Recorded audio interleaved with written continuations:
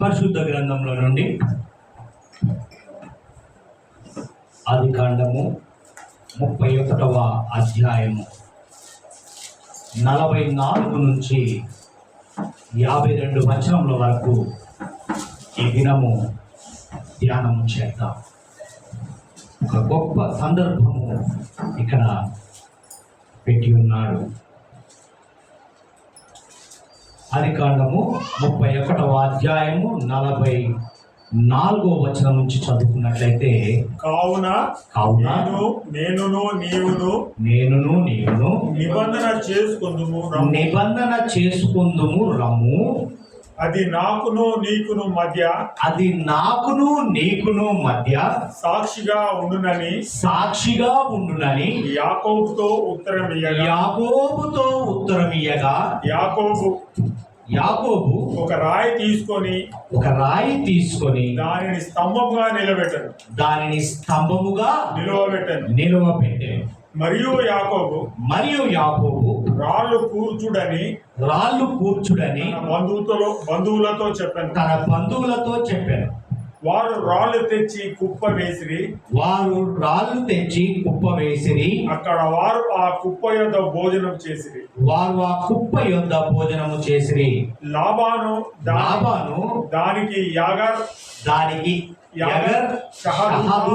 షహదూత అని పేరు పెట్టాను. అయితే యాకోబు దానికి గలేదు అని పేరు పెట్టాను. లాబాను నేడు ఈ కుప్ప నాకును నీకును మధ్య సాక్షిగా ఉండనని చెప్పాను. కాబట్టి దానికి గలేదను పేరు పెట్టాను. మరియు మనము ఒకరికొకరము దూరముగా నుండగా యెహోవా నాకును నీకును మధ్య జరుగునది కనిపెట్టునని చెప్పాను కదా. గనుక దానికి మిస్పా అను పేరు పెట్టబడెను. అంతటా లాబాను. చాలండి. దేవునికి మహిమ కలుగును గాక. ప్రియమైన దేవుని బిడ్డలారా, నిజముగా ఈ దిన సందర్భము దేవుడు అద్భుతమైనటువంటి మాట, ఇక్కడ ఒక మాటను మనకు బహుకరిస్తున్నాడు. ఆ మాట అనగా చూడండి, లాబానుకు యాకోబుకు మధ్య జరిగినటువంటి సందర్భ వచనాన్ని ఇక్కడ పెట్టాడు. ఇక్కడ లాబాను యాకోబు మధ్యలో ఒక సందర్భము జరిగింది. మామ అల్లుడు ఇద్దరి మధ్యలో జరిగిన సంభాషణ ఒక ఘటముగా కనబడుతుంది. ఇక్కడ చూసినట్లయితే ఇక్కడ చక్కని మాట అంటాడు. కావున నీవును నిబంధన చేసుకుందుము రమ్ము. హల్లెలూయా. ఈ దినము దేవుడు కూడా పిలుస్తున్నాడు. నా ప్రియ కుమారుడా, కుమార్తె, నీవు నేను ఒక నిబంధన చేసుకుందాము రమ్ము అంటున్నాడు. ఎంత ధన్యులమండి, ఎంత గొప్ప భాగ్యము పొందుకున్నామో చూడండి అంటూ ఇక్కడ అంటాడు. చూడండి, ఇక్కడ రాయబడిన మాటను చూస్తే, అది నాకును నీకును మధ్య సాక్షిగా ఉండునని. హల్లెలూయా. అది నాకును నీకును మధ్య సాక్షిగా ఉండునని యాకోబుతో ఉత్తరమియ్యగా యాకోబు ఒక రాయిని తీసుకొని దానిని స్తంభముగా. హల్లెలూయా. ఇక్కడ గమనించినట్లయితే యాకోబు ప్రయాణం చేస్తున్న సందర్భంలో 28వ అధ్యాయం 18వ వచనంలో రాయబడి ఉంటుంది. అక్కడ చక్కని మాట. ఆయన బేర్షెబా నుండి బయలుదేరి వస్తున్న క్రమంలో ఒక దర్శనము చూస్తాడు. ఆ దర్శనంలో కూడా ఏం చేస్తాడంటే, ఒక రాయిని తీసి తలగడగా చేసుకొని ఒక స్తంభముగా అక్కడ పెట్టిన నిలువుగా పెడతాడు. ఇంత చక్కగా వ్రాయబడిన మాటను చూస్తే చదవండి ఆ మాట 28వ అధ్యాయం 18వ వచనంలో చూసినట్లయితే యాకోబు లేచి తలగడగా చేసుకొనిన రాయిని తీసి దానిని స్తంభముగా నిలిపి దాని కొన మీద నూనె పోసెను. అనగా ఇక్కడ గమనించినట్లయితే ఒక సాక్ష్యం కదా, నీకును నాకు మధ్య ఒక సాక్ష్యాన్ని పెట్టి దానిని సాక్ష్యపు రాయిగా నిలబెట్టి ఉన్నాడు. ఇది నా అంశము ప్రియమైన దేవుని బిడ్డలారా, సాక్ష్యపు రాయి. ఏ రాయండి? సాక్ష్యపు రాయి. నీకు నాకు మధ్య అనగా మన మధ్యలో ఎవరండి సాక్ష్యపు రాయి? దేవాతి దేవుడు. అందుకే అంటాడు నీకును నాకు మధ్య ఒక సాక్ష్యం, ఒక ఒప్పందం. ఎంత గొప్ప భాగ్యమో చూడండి. యెహోషువ కూడా ప్రజలతో ఒక సాక్ష్యపు రాయిని నిలబెట్టాడు. చూద్దాం 24వ అధ్యాయం, యెహోషువ 24వ అధ్యాయము 25 నుంచి చూసినట్లయితే ఒక చక్కని సందర్భం అక్కడ చూస్తాము. 24వ అధ్యాయంలోనికి వెళ్దాం. 25వ వచనం చదవండి. అట్లు యెహోషువ ఆ దినమున ప్రజలతో నిబంధన చేసి, చూడండి, అట్లు యెహోషువ ఆ దినమున ప్రజలతో నిబంధన చేసి వారికి షేకెములో కట్టడలను విధించి నియమించి దేవుని ధర్మశాస్త్ర గ్రంథములో ఆ వాక్యములను వ్రాయించి పెద్ద రాతిని తెచ్చి, చూడండి, పెద్ద రాతిని తెప్పించి యెహోవా పరిశుద్ధ స్థలములలో నున్న సింధూర వృక్షము క్రింద దాన్ని నిలవబెట్టి జనులందరితో ఇట్లా నేను ఆలోచించుడి, యెహోవా మనతో చెప్పిన మాటలన్నిటినీ ఈ రాతికి వినబడెను గనుక అది మన మీద సాక్షిగా ఉండును. మీరు మీ దేవుని విసర్జించిన ఎడల అది మీ మీద సాక్షిగా నుండును. హల్లెలూయా. దేవునికి మహిమ కలుగును గాక. ఈ దినము ఈ వచనాలే కానీ, ఈ సందర్భమే కానీ, ఈ లేఖనంలో బయలుపరచబడిన ప్రతి మాట నీతో నాతో మాట్లాడుచున్నాడు నా దేవుడు. హల్లెలూయా. మనం గుర్తు చేస్తున్నాడు ఈ దినం. నేను ఒక సాక్షిగా ఒక రాయిని నీకు నాకు నిబంధనగా చేసి ఉన్నాను. ఆ రాయి అనగా ఆయన మాట, ఆయన వాక్కు. ఈ దినం గుర్తు చేస్తున్నాడు. సాక్ష్యపు రాయి అనే అంశాన్ని మన ముందు పెట్టి ఉన్నాడు. ప్రియ సహోదరి సహోదరుడా, ప్రియ నా కుమారుడా కుమార్తె, ఈ దినము ఒక సాక్ష్యపు రాయి నీకు నాకు మధ్యలో ఉన్నది అని గుర్తు చేస్తున్నాడు మన దేవుడు. చూడండి ఎంత చక్కగా మాట్లాడుతున్నాడు. వెళ్దాం మరలా ఆదికాండం 31కి వెళ్దాం. 45వ వచనం నుంచి చూడండి ఎంత చక్కగా ఈ దినము బయలుపరుస్తున్న మాటలను గమనిద్దాం. 45 నుంచి చదవండి. యాకోబు ఒక రాయి తీసుకుని దానిని స్తంభముగా నిలవబెట్టాడు. మరియు యాకోబు రాళ్ళు కూర్చుడని తన బంధువులతో చెప్పాను. వారు రాళ్ళు తెచ్చి కుప్ప వేసిరి. అక్కడ వారు ఆ కుప్ప యొద్ద భోజనం చేసి దానికి ఒక పేరు పెట్టాడు. ఏం పేరండి? ఎగర్ షహదూత. చూడండి ఎంత చక్కగా ఎవరు పెట్టారు ఆ పేరు? లాబాను పెట్టాడు. మరలా ఏం చేశాడు? ఇక్కడ చూడండి, నువ్వేనా పెట్టేది, నేను కూడా పెడతానని చెప్పి అక్కడ ఏం చేస్తున్నాడు? అయితే యాకోబు దానికి గలేదు. రెండిటికి అర్థము సాక్ష్యము కుప్ప. రెండిటికి ఒకే అర్థము, సాక్ష్యపు కుప్ప. దేవునికి మహిమ కలుగును గాక. అది కోపంతో కానీ, శాంతంతో కానీ, సమాధానంతో కానీ, ప్రేమతో కానీ, ఏదైనా కక్షతో కానీ, ఇరువురు ఉద్దేశము ఒకటే. దేవునికి మహిమ కలుగును గాక. సాక్ష్యపు కుప్పగా అక్కడ ఒక ఏం చేశారండి? మనం ఊర్లలోకి వెళ్తున్నప్పుడు ఒక స్తూపాలు కనపడతాయి కదా. అనగానే అరే ఇదొక ఫలాని వ్యక్తి గురించి, ఫలాని వ్యక్తి ఆ కార్యాలు చేశాడు కాబట్టి ఒక స్తూపాలు. శాసనాలు రాసి దేవునికి మహిమ కలుగును గాక. ఇది పరిశుద్ధ గ్రంథం నుంచి వచ్చినదే, సొంతగా మానవులు సమాజంలో నిర్మించుకున్నాయి కాదు. ఈ రాళ్ళు ఆడవాళ్ళు అనగా నీకు నాకు ఒక ఒప్పందము దేవుడు చేసుకొని ఉన్నాడు.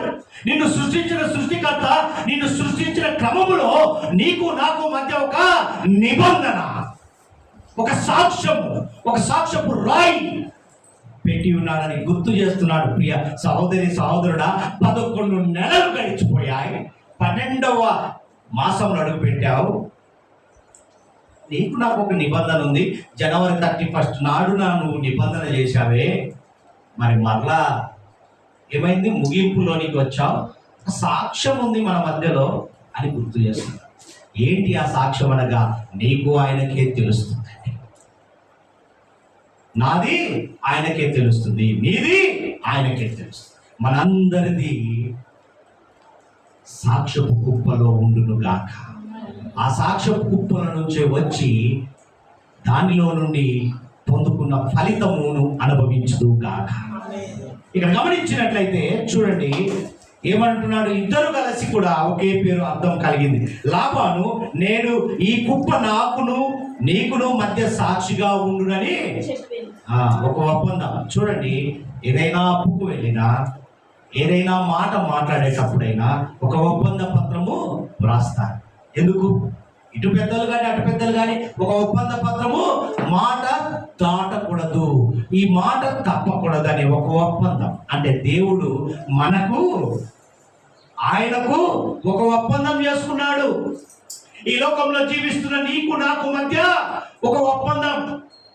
ఏ ఒప్పందము? ఏ ఒప్పందం అండి? నీవు అటు ఇటు తిరగకూడదు, పడిపోయినా తిరిగి లేవాలి, పడిపోయిన నీవు పడకుండా పడిపోయిన వారిని నిలబెట్టాలి, నశించిపోతున్న ఆత్మలను వెదకి రక్షించాలి, గుంటలో పడిన వారిని ఇంకా తొక్కకుండా వారిని చేయించి సహాయం చేసే వ్యక్తిగా ఉండాలి అని నేను నిబంధన చేశాను. నిన్ను వల్ల నీ పొరుగువాన్ని నా ప్రేమ నీ ముఖ స్వారూప్యంలో కనపడాలి. కొంతమంది ముఖాలు చూడగానే 1-2 వచ్చేస్తాయి, అవునా? అంటే ఆ ముఖములో పేలాలు ఎంచొచ్చు, రకరకాలుగా చెప్పుకుంటాం, కానీ ఆయన నా స్వారూప్యం నీలో చూడాలి అనుకుంటున్నాను, నన్ను పోలి నడుచుకోవాలి అంటాడు. ఒక నిబంధన, ఆ నిబంధన మరచి మీరి ప్రవర్తిస్తున్నామని గుర్తు చేస్తున్నాడు దినం. ప్రియ సహోదరి సహోదరుడా, వింటున్న వారే కానీ సన్నిధానంలో గడుపుచున్న వారే కానీ ఈరోజు ఆయన చేసిన నిబంధన, ఆయన చేశాడు కాదు, నువ్వు చేశావు. ఆయన చేసింది ఒక ఎత్తు అయితే నువ్వు పలుమార్లు చేస్తూనే వచ్చావు, కానీ పలుమార్లు మాట తప్పుతూనే తిరుగుతున్నావు. మాట ఇచ్చి నెరవేర్చిన గొప్ప దేవుడు మన దేవుడు. వాగ్దానం ఇచ్చి వాగ్దానాన్ని నెరవేర్చిన గొప్ప దేవుని కలిగి ఉన్నాము కాబట్టి మనకు ఈ ఒప్పందాన్ని గుర్తు చేస్తున్నాడు. హల్లెలూయా, దేవునికి మహిమ కలుగును గాక.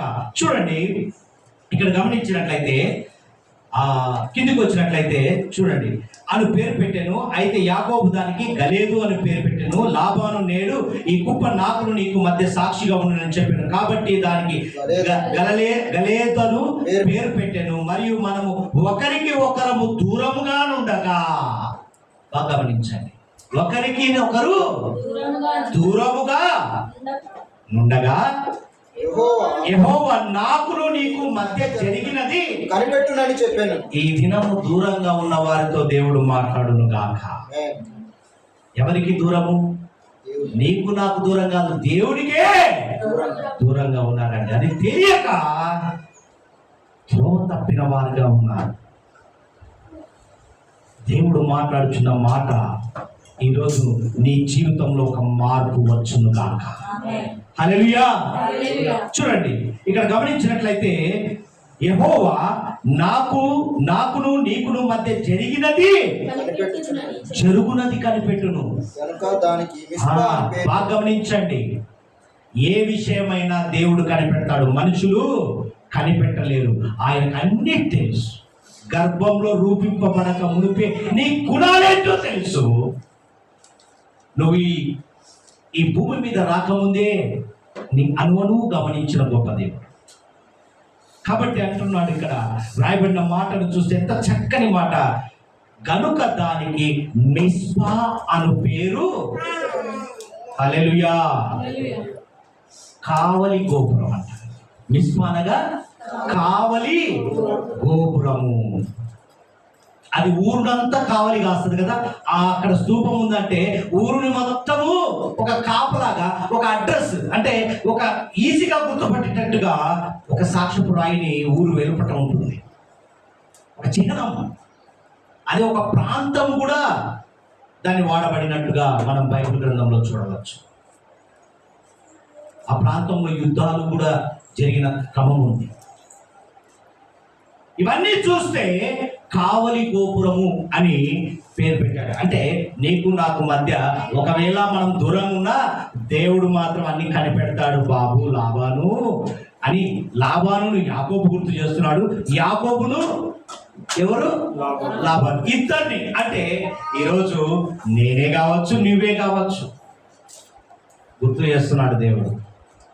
బాబు సేవకుడా నువ్వేమైనా, విశ్వాసి నువ్వేమైనా అన్నట్టుగా గుర్తు చేస్తున్నాడండి. ప్రియ దేవుని బిడ్డలారా, గమనించినట్లయితే ఇక్కడ గమనిస్తే చూడండి, అక్కడికి వచ్చేసరికి మరలా ఏమంటాడండి? అంతటా లాబాను, నీవు నా కుమార్తెలను బాధ పెట్టినను, నా కుమార్తెలను గాక ఇతర స్త్రీలను పెళ్లి చేసుకొన్నెను. చూడుము, మన యొద్ద ఎవరునూ లేరు కదా, నాకును నీకును దేవుడే. ఎవరు చెప్తున్నారండి? లాభనటుడు యాకోబు, నా బిడ్డలను కాకుండా వేరే స్త్రీలను. ఎంత చక్కగా ఒక కుటుంబము అంటే అది కుటుంబమే. దేవుడు ఎలా మాట్లాడుతాడో చూడండి, గమనించండి ప్రియ సహోదరి సహోదరుడా, ప్రియ దేవుని సంగమా. ఈ దినము మాట్లాడుచున్న మాటను గమనిస్తే, మన యొద్ద ఎవరును లేరు కదా, నాకును నీకును దేవుడే సాక్ష్యపు రాయి ఉంది. జాగ్రత్త. ఎవరండి? ఎవరున్నారు మన మధ్యలో? ఆ దేవుడే సాక్షి అని యాకోబు అంటే, అని లాబాను అంటే, యాకోబుడు అంటాడు దేవుడే సాక్షి అయ్యా, నువ్వు తప్పినా నేను తప్పినా దేవునికి విరుద్ధంగా నడిచిన వారమే అని గుర్తు చేసుకుంటున్నాడు. ప్రియ దేవుని బిడ్డలారా, ఇర్మియా గ్రంథంలో చక్కని మాట్లాడతాడు. దేవుడే సాక్షి అనే మాటకు అర్థం ఉంటుంది. చూడండి, అక్కడ 42వ అధ్యాయం 5వ వచనాన్ని చూస్తే అక్కడ ప్రవక్తతో దేవుడు మాట్లాడిన మాటలు గమనిస్తే చూడండి, అప్పుడు వారు ఇర్మియాతో ఇట్లా అనిరి, నిన్ను మా యొద్దకు పంపి నీ దేవుడగు యెహోవా సెలవిచ్చిన మాటలు బట్టి మరో మాట లేకుండా మేము జరిగించని ఎడల యెహోవా మా మీద నమ్మకమైన సత్య సాక్షిగా ఉండునుగాక. చూడండి, మాకు మేలు కలుగునట్లు మేము మన దేవుడైన యెహోవా మాట వినువారమై, అది మేలుకే గాని కీడుకే గాని మేము ఆయన యొద్దకు నిన్ను పంపు విషయంలో మన దేవుడైన యెహోవా సెలవిచ్చు మాటకు విధేయులమగుదుము. ఎవరు వీళ్ళు? మొదటి వచనంలో ఉంటుంది చూడండి. అంతలో కారేహ కుమారుడైన యోహానానును, హోషేయ కుమారుడైన యజన్యాయును, అల్పులేమి గనులేమి ప్రజలందరూ ప్రవక్త అయిన ఇర్మియా వద్దకు వచ్చి అతనితో ఇలాగూ, అల్పులేమి గనులేమి ప్రవక్త దగ్గరికి వచ్చి చెప్తున్నారు, అయ్యా ఇలా మేము మాట తప్పొచ్చు, ఒకవేళ దేవుడే తప్పిండేమో, ఏదైనా మంచిగా కానీ చెడుకే కానీ నిన్ను పంపిన దేవుణ్ణి మేము సాక్షిగా నమ్ముచున్నాం. దేవునికి మహిమ కలుగును గాక. ఈరోజు నువ్వు మాట తప్పొచ్చు, నేను మాట తప్పొచ్చు, మన నిబంధనకు మాత్రం ఆయనే సాక్షి. నీ నిబంధనకు ఎవరు సాక్షి? ఆయనే సాక్షి. ఈరోజు నా మీద కోపం రావచ్చు, లేదా నీ మీద నాకు కోపం రావచ్చు, నీకు నా మీద కోపం రావచ్చు. నువ్వు బయటికి వెళ్ళినా ఆయనే సాక్ష్యం. జాగ్రత్త.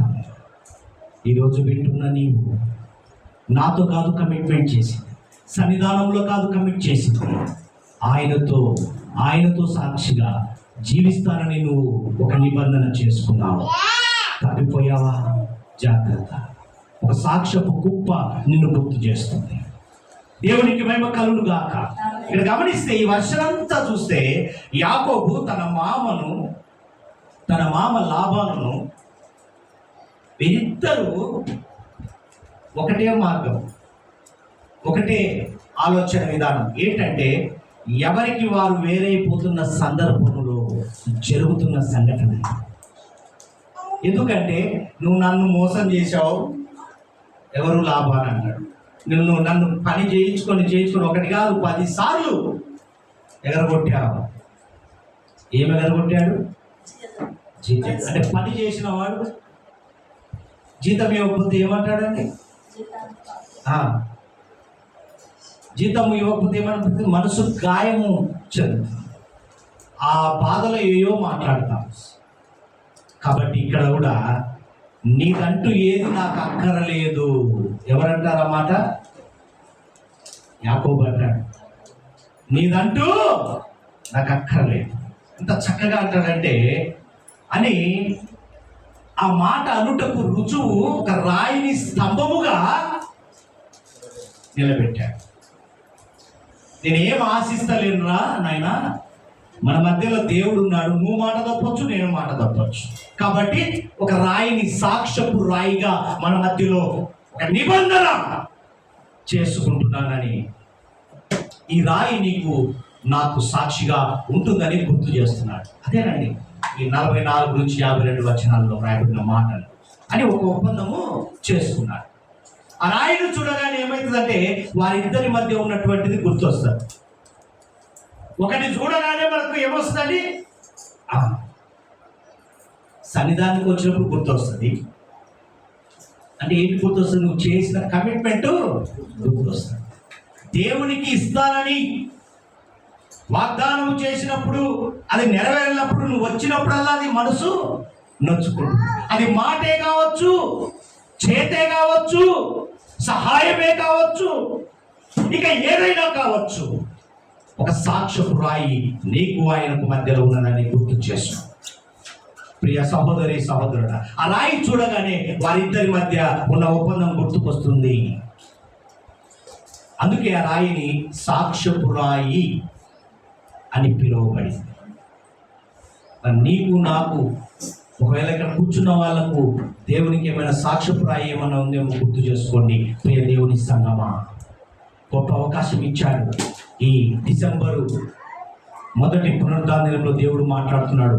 ఆఖరి మాసం 2024 సంవత్సరపు ఆఖరి నెలలో నీకు ఆయనకు ఒక సాక్ష్యపు రాయి ఉందేమో గుర్తు చేసుకో.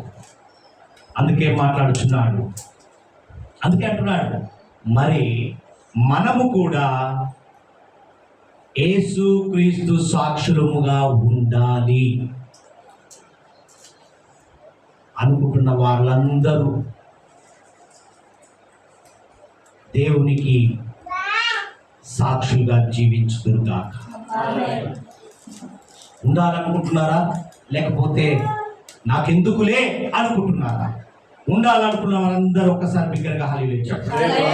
హల్లెలూయా. అది ఎవరి మాట? నా మాట కాదు. పరిశుద్ధ గ్రంథములో బయలుపరచబడి ఉన్నటువంటి సాక్ష్యం ఇది. పరిశుద్ధ గ్రంథంలో ఉన్న లేఖనాలు బయలుపరుస్తున్నాయి. నీకు నాకు మధ్య ఒక నిబంధన ఉంది అని. నా కమిట్మెంట్ కాదు ఇది, దేవుని కమిట్మెంట్. అందుకే అంటున్నాడు కదా, ఒక మాట రాయబడి ఉంటుంది. అపోస్తలుల కార్యము 1వ అధ్యాయము 8వ వచనాన్ని చూద్దాం. అపోస్తలుల కార్యములో రాయబడిన మాటను ఒకసారి మనం చూసినట్లయితే 8వ అధ్యాయం 8వ వచనాన్ని చూడండి. 1వ అధ్యాయం 8వ వచనాన్ని చూసుకుందాం. ఆయన పరిశుద్ధాత్మ అయినను పరిశుద్ధాత్మ మీ మీదికి వచ్చినప్పుడు మీరు శక్తి నొందెదరు కనుక మీరు యెరూషలేములోను యూదయ సమరయ దేశములంతటను భూదిగంతముల వరకును నాకు సాక్షులై యుందురని మీతో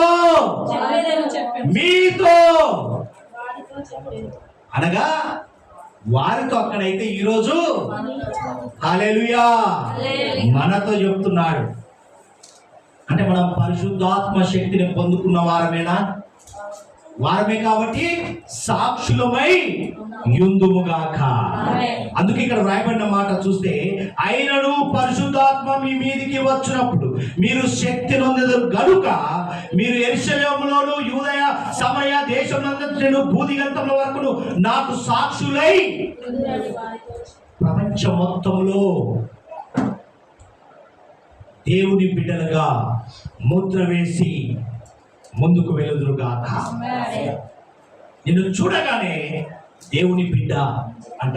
క్రైస్తవులు అనడానికి కారణం ఒక నిబంధన, అనగా నీ ముఖ స్వారూప్యంలో, నీ ప్రవర్తనలో, నీ నడవడికలో, నీ మాటలో ఆయన మాటను చూస్తారు, ఆయన పోలికను చూస్తారు, ఆయన ప్రవర్తన,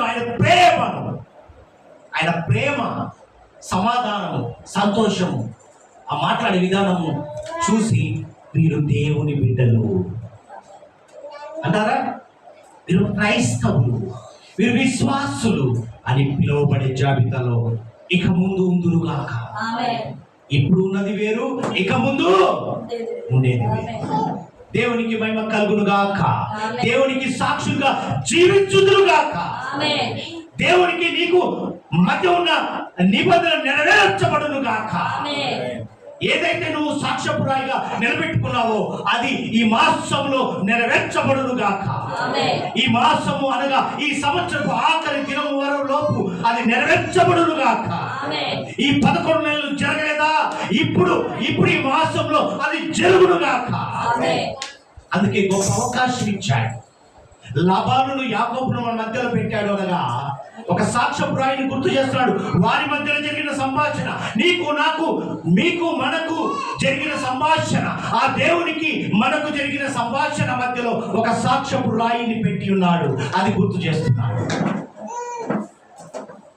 ఆ సాక్ష్యపురాయి సాక్ష్యంగా నిలబడును గాక. దేవునికి మహిమ కలుగును గాక.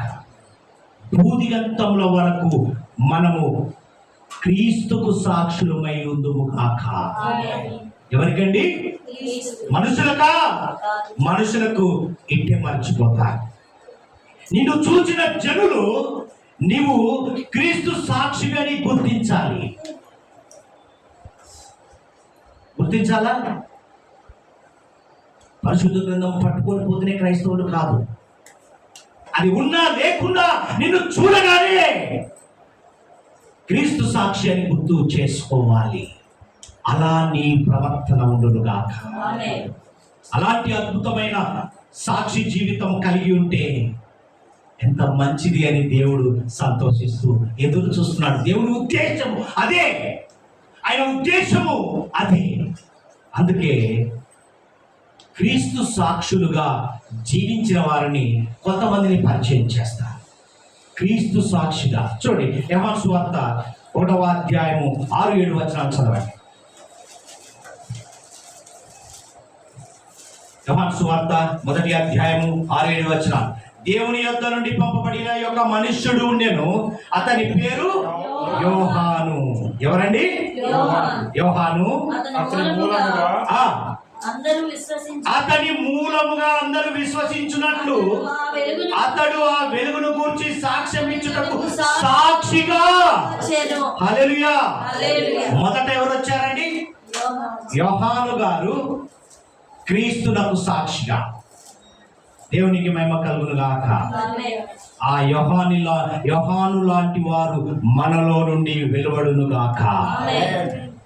అపొస్తలుల కార్యము 22వ అధ్యాయము 15వ వచనం చూడండి. 22వ అధ్యాయము 15వ వచనము.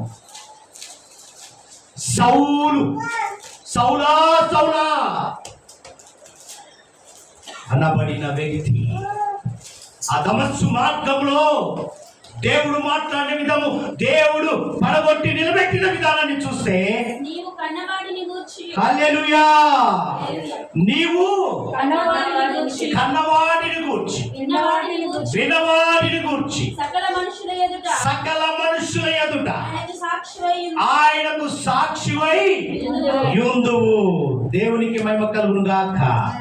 ఏదైతే తన జీవితంలో నరరూప రాక్షసుడుగా పిలువబడినటువంటి సౌలు దమస్కు మార్గంలో ప్రయాణంలో దేవుడు మాట్లాడి పడగొట్టి నిలబెట్టి పౌలుగా క్రీస్తుకు సాక్షిగా నిలబెట్టాడే, ఈ దినము నిన్ను కూడా అదే విధంగా నిలబెట్టును గాక. ఆమేన్. అలాంటి సౌలుగా ఉన్న వ్యక్తిని పౌలుగా మార్చును గాక. ఆమేన్. రెండవది ఏంటంటే పౌలు క్రీస్తునకు సాక్షిగా జీవించాడు. అలాంటి పౌలుగా వచ్చునుగాక. ఈ సంఘంలో నుండి వింటున్న వారిలో నుండి పౌలు లాంటి వారు వచ్చుదురుగాక, యోహాను లాంటి వారు వచ్చుదురుగాక, సాక్షులుగా.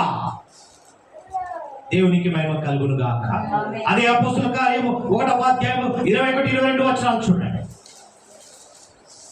అపోస్తల కార్యము 1వ అధ్యాయము 21-22 వచనాలు. కాబట్టి యోహాను బాప్తిజం ఇచ్చినది మొదలుకొని ప్రభువైన యేసు మన యొద్ద నుండి పరమునకు చేర్చుకొనబడిన దినము వరకు ఆయన మన మధ్య సంచరించుచున్న కాలమంతయు మనతో కలిసి ఉన్న వీరిలో ఒకడు మనతో కూడా ఆయన పునరుత్థానము గూర్చి సాక్షి అయ్యుట. హల్లెలూయా. మానవ రూపము దాల్చి మనుషులతో నడిచి మానవుల మధ్యలో అద్భుతాలు సూచక్రియలు రకరకాలుగా చేసి రిక్తుడిగా చేసుకొని మరణాన్ని చూసారా, తన శరీరాన్ని మరణానికి అప్పచెప్పి తిరిగి లేచిన 3వ దినమున తిరిగి లేచిన పునరుత్థానుడైనటువంటి యేసుక్రీస్తు సాక్షి. పునరుత్థానానికి సాక్ష్యం పునరుత్థానుడైన దేవుడు, క్రీస్తు సాక్షి. దేవునికి మహిమ కలుగునుగాక. ఆ పునరుత్థానంలో నీవు ఫలించి అభివృద్ధి చెందుదుగాక. ప్రకటన గ్రంథం 22వ అధ్యాయము 16వ వచనం చూడండి. ప్రకటన గ్రంథం యోహాను గారు రాస్తున్న మాటను ఒకసారి చూద్దాం. 22వ అధ్యాయము 16వ వచనం చూస్తే ఇక్కడ రాయబడిన మాట, సంఘముల కోసము ఈ సంగతుల గురించి మీకు సాక్ష్యం ఇచ్చుటకు యేసు అను నేను నా దూతను పంపి ఉన్నాను. నేను దావీదు వేరు చిగురును సంతానమును ప్రకాశమైన వేకు చుక్కవై దూత సంఘములకు సాక్ష్యం. దూత సంఘముల కోసము సాక్ష్యముగా వచ్చాయి. ఆయన పంపిస్తేనే వచ్చాయి. మరి ఆ దూత, ఏ దూత అయితే ఆయన పంపాడు, ఆ దూతగా నువ్వు సాక్షిగా ఉందువుగాక. సమాజంలో, సంఘంలో. దేవునికి మహిమ కలుగునుగాక. ద్వితీయోపదేశకాండము 30వ అధ్యాయం 10వ వచనం చూద్దాం. ద్వితీయోపదేశకాండము 30వ అధ్యాయం 10వ వచనం. దేవునికి మహిమ కలుగునుగాక. మరియు నీ దేవుడైన యెహోవా నీ చేతి పనులన్నిటి విషయంలోను, నీ గర్భఫలము విషయంలోను, నీ పశువుల విషయంలోను, నీ భూమి పంట విషయంలోను నీకు మేలు కలిగినట్టు నిన్ను వర్ధిల్ల చేయును. ఈ ధర్మశాస్త్ర గ్రంథమందు వ్రాయబడిన ఆయన ఆజ్ఞలను కట్టడలను నీవు గైకొని నీ దేవుడైన యెహోవా మాట విని నీ పూర్ణ హృదయంతో నీ పూర్ణాత్మతో నీ దేవుడైన యెహోవా వైపు మళ్ళునప్పుడు యెహోవా నీ పితరుల యందు ఆనందించినట్టు నీకు మేలు చేయుటకు నీ యందును ఆనందించి నీ వైపు మల్లును. హల్లెలూయా. ఇదంతా ఏంటో తెలుసా? భూమి ఆకాశములు సాక్షిగా, భూమి ఆకాశములు ఆయన చేసిన కార్యాలకు సాక్షిగా నిలబడ్డాయి. మరి నీవు, నేను, మనము ఏ విధమైన సాక్షిగా ఉన్నాము, ఏ విధమైన సాక్ష్యపురాయిగా ఉన్నామో ఒక్కసారి గుర్తు చేస్తున్నాడు. పునరుత్థానం. ప్రకటన గ్రంథము 11వ అధ్యాయం 3వ వచనం చూడండి. ప్రకటన గ్రంథము 11:3లో రాయబడిన మాటలు చూడండి. అద్భుతమైన మాట మాట్లాడుచున్నాడు. నా ఇద్దరు సాక్షులను నేను నా ఇద్దరు సాక్షులకు నా ఇద్దరు సాక్షులకు అధికారం ఇచ్చేదను. వారు గోనెపట్ట ధరించుకొని 1260 దినములు ప్రవచింతురు. ఇద్దరి సాక్షులను పంపించాడండి, వారికి అధికారం ఇచ్చాడంట. ఆ ఇద్దరి సాక్షులలో మన ముందు గాక. దేవునికి మహిమ కలుగును గాక. ఎంత గొప్ప దేవుడు అండి, అద్భుత దేవుడు. ఇద్దరు సాక్షులను పంపాడు, అధికారం ఇచ్చాడు. అటువంటి అధికారం మనం పొందుకుందాం గాక. అపోస్తలుల కార్యము 10వ అధ్యాయం చివరిగా చూసినట్లయితే అద్భుతంగా 7 మందిని పరిచయం చేశాడు. 7 మంది సాక్షులను. ఇంకా చాలా మంది ఉన్నారు. దేవునికి మహిమ కలుగును గాక. అపోస్తలుల కార్యము 10వ అధ్యాయం 40 నుంచి 41 వచనం చూడండి. ప్రజలందరికీ కాక దేవుని చేత ముందుగా ఏర్పరచబడిన సాక్షులకి అనగా 40వ వచనం 41 10వ అధ్యాయము. దేవుడు ఆయనను 3వ దినమున లేపి ప్రజలందరికీ కాక దేవుని చేత ముందుగా ఏర్పరచబడిన సాక్షులకే చదవండి.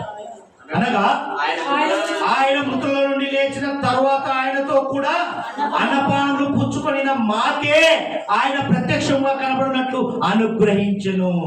శిష్యులకు, క్రీస్తులకు సాక్షులుగా. ఆ శిష్యులు మనము ఉందుము కాక. ఆ శిష్యులమై మనం గుర్తు చేస్తున్నాడు. ఆయన శిష్యులుగా, స్నేహితులుగా, సన్నిహితులుగా పిలుచుకున్నాడు. కాబట్టి నాకు సాక్షులుగా, ఒక సాక్ష్యపు రాయిగా మీరు ఉందురుగా కానీ గుర్తు చేస్తున్నాడు. అందుకే పౌలు భక్తుడు హెబ్రీ సంఘంతో మాట్లాడు. 12వ అధ్యాయం 1-2 వచనాలు చూడండి. పౌలు భక్తుడు మాట్లాడిన ఇంత గొప్ప చదవండి గట్టిగా, గట్టిగా చదవండి, బిగ్గరగా. హెబ్రీయులకు రాసిన పత్రిక 12వ అధ్యాయము 1-2 వచనాలు. ఇంత గొప్ప సాక్షి సమూహము మేఘము వలె మనలను ఆవరించి ఉన్నందున మనము కూడా ప్రతి భారమును సులువుగా చిక్కులు పెట్టు పాపమును విడిచిపెట్టి విశ్వాసమునకు కర్తయు దానిని కొనసాగించువాడైన యేసు వైపు చూచుచు మన ఎదుట ఉంచబడిన పందెములో ఓపికతో పరిగెత్తుదాము. హల్లెలూయా. చదువు. ఆయన తన ఎదుట ఉంచబడిన ఆనందము కొరకై అవమానమును నిర్లక్ష్య పెట్టి సిలువను సహించి దేవుని సింహాసనం యొక్క కుడిపార్శ్వమున ఆసీనుడై ఉన్నాడు. దేవుడు మాట్లాడుచున్నాడు మనతో. ఇంతమంది సాక్షి సమూహం మనకు ఉండగా మనం ఎందుకు భయపడాలండి? సాక్ష్యపు రాయిగా మనం నిలబడ్డాం. ఆ సాక్ష్యపు రాయి ఒక వెలుగుగా ఉండును గాక. ఒక ప్రకాశమైన వెలుగు వెలిగించబడును గాక. అందుకే అంటున్నాడు, ఇంత గొప్ప సాక్షి సమూహము మేఘము వలె మనలను మరి ఇంతమంది ఆయనకు సాక్షిగా జీవించారు. మనము కూడా ఆయన సాక్షిగా జీవించుదుము గాక. ఆయన బిడ్డలుగా పిలువబడ్డ, ముద్ర వేశాడు, నా ప్రజలు అన్నాడు, ముద్ర వేశాడు, నా కుమారుడా కుమార్తె అన్నాడు, నా స్నేహితుడు అన్నాడు. కోడి తన పిల్లలను రెక్కల కింద ఎలా కాపాడుతుందో అలా కాపాడుతున్నాడు నా దేవుడు. తల్లిదండ్రులు కూడా ఆ యోగక్షేమం ఇవ్వలేరు, ఆయన మాత్రమే ఇవ్వగలడు. నువ్వు వస్తున్నా వెళ్తున్నా, నువ్వెక్కడికి వెళ్ళినా విజయమే, ఎక్కడికి వెళ్ళినా క్షేమకరమ ప్రయాణమే, క్షేమాభివృద్ధి నీ జీవితం అంతా ఎత్తి పట్టుకుంటున్నాడు. నీ సుదీర్ఘ ప్రయాణంలో సంవత్సరము ఒక దయాకిరీటం ఇస్తున్నాడు. ఎవరిచ్చారండి? ఎవరైనా ఇచ్చారా? నీకు ఉన్నత స్థానం కల్పిస్తున్నాడు. అందుకే అంటాడు, మేఘము వలె మనలను ఆయన ప్రసన్నత, ప్రత్యక్షత మనల్ని ఆవరించింది కాబట్టి మన జీవితాల్లో క్షేమాభివృద్ధిగా ఉంచాడు. ఈ విధంగా మనం ఏం చేయాలి? ఆయనకు సాక్ష్యపురాళ్ళుగా జీవించాలి. అలాగే మనము కూడా యేసుక్రీస్తునకు సాక్షులుగా జీవించి సాక్ష్యపు రాయిగా ఉందుముగాక. ఎలా ఉందాము? లేకపోతే లోకానికి సాక్షిగా జీవిద్దామా? ఆత్మీయ జీవితంతో కలిగిన సాక్ష్యపు రాయిగా జీవించుదుముగాక. ఆమేన్. దేవుడి మాటలు దీవించునుగాక. లాబానుకు యాకోబుకు ఏ విధంగా సాక్ష్యపు రాయి ఉందో దేవునికి మనకు సాక్ష్యపు రాయి ఉంది. జాగ్రత్త సుమ. ఆ రాయిని నెరవేర్చే బిడ్డలుగా సాక్ష్యపు రాయిగా మనం నిలబడుతుము కాక. ఆ సాక్ష్యపు రాయి ఏంటో గుర్తు చేసుకోండి. అది నెరవేర్చే క్రమంలో ఆయనతో మాట్లాడండి. ఆ కార్యాన్ని నెరవేరుస్తాడు మన దేవుడు. దేవునికి మాటలు దీవించుగాక.